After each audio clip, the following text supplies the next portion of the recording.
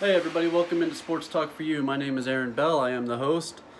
Just letting you guys know that if you have not seen my videos before, I do shows after every Royals series. We'll be doing shows after every Chiefs games. Sometimes I will have my co-host with me, sometimes not. The short videos, the recaps I usually do by myself. The long shows with special guests, so forth, I do with my other co-host Adam Parker, and sometimes Armand Ely is with us.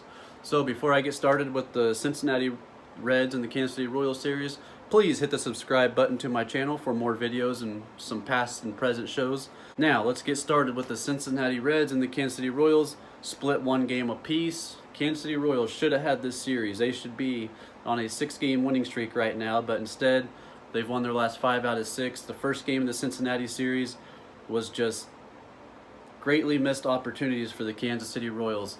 I believe they were 3 for 18, 3 for 20, something like that with runners in scoring position. They left over 11 guys on base, and about 8 of those were in the first 3 innings. Left the bases loaded 3 times in that game.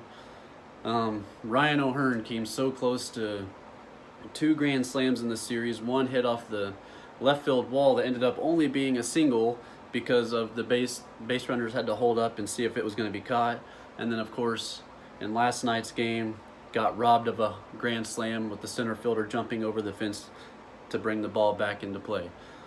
And Salvador Perez on a 10-game hit streak. This guy he's playing better than ever in his career, and sadly it's in the 60-game season, but that might be a good thing because catchers tend to get wore out after 162 games. After 80 games, they tend to get wore out. So Salvy's rested. He hasn't played a season since 2018, a game since 2018 before this year. So maybe all that time off, that rest, got him prepared, ready to go.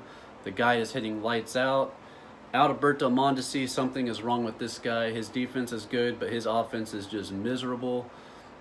It's nice to see Ryan McBroom get in there and, man, hit some clutch home runs. The other night, he got the game-tying home run in the 8th inning, pitch hitting for, I believe it was O'Hearn. I cannot remember who he pinched it for. Alex Gordon, that's right. He pinched it for Alex Gordon, who's having an off season.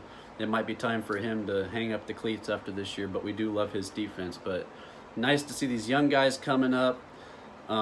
Nicky Lopez is doing his job at second place. Franco, rough start on the third base side to start the year, but after that double play to end the game last night, let's hope that his defense gets better. His hitting is doing pretty steady. I think he's hitting around 260, 265, so we're good there. So Royals, again, split with the Reds. Should have had 2 games. The extra inning loss the other night was just a bummer. But hey, that's baseball. It's going to happen. You're going to leave guys on base. You're going to have, hitting nights like that where you just can't get the breaks or you just can't put the ball in play to get those runs in. But 5 out of 6 wins, 5 wins out of the last 6 games. We are back to 8-11 on the season. Makes us 4 games out of first place of the Minnesota Twins, who I believe are 11 and 8, 12 and 7, something like that. And we're only 2.5 games out of the wild card. The second place Detroit Tigers at 9 and 7.